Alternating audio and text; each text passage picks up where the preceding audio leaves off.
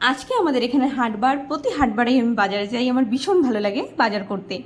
তা আজকে প্রথমেই আমরা নিয়ে নিলাম আলু। আজকে আলু ছিল 35 টাকা, আর শেষের দিকে 30 টাকাও কয়েকজন দিয়েছে।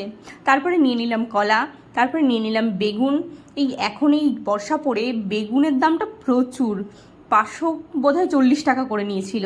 তারপরে নিয়ে নিলাম মিষ্টি কুমড়ো ডাঁটার সঙ্গে, তারপরে পুঁই শাকের সঙ্গে খেতে খুব ভালো লাগে। তারপরে নিয়ে নিলাম এই বরবটিগুলো, আর এই পটলগুলো একটু সস্তা, 520 টাকা করে নেয় এই পটলগুলো। অনেক দিন পরে কাঁকরোল খাবো বললাম মাকে, তাই মা আবার কাঁকরোল নিল। নিয়ে নিলাম নাল। তারপরে দেখছিলাম বাঁধাকপি, কিন্তু বাঁধাকপির দামটা প্রচুর ছিল বলে নিইনি। তারপরে চলে আসলাম মাছ বাজারের দিকে। এদিকে সব হচ্ছে দেশি মাছ পাওয়া যায়, আর আজকে বাজারে প্রচুর ইলিশ দেখতে পারলাম, প্রায় সবার কাছে ইলিশ ছিল। ফ্যাসা মাছ দেখে ভাবলাম কিনবো, কিন্তু 200 টাকা করে বলছে, ওই জন্য আর নিলাম না। তারপরে তেলাপিয়া আর রুই মাছ নিয়ে বাড়িতে আসলাম। তো আজকের মতো ভিডিওটা এখানেই শেষ করছি। ভালো লাগলে একটা লাইক সাবস্ক্রাইব করে দেবেন।